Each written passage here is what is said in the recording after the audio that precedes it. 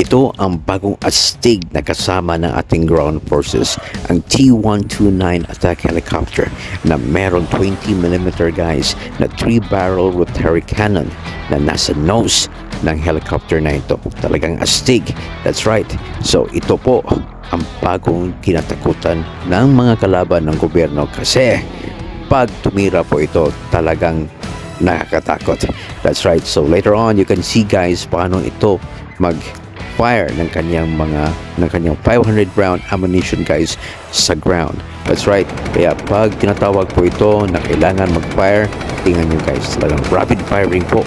So very difficult po na makatakas po yung kalaban pag ito nag-airstrike.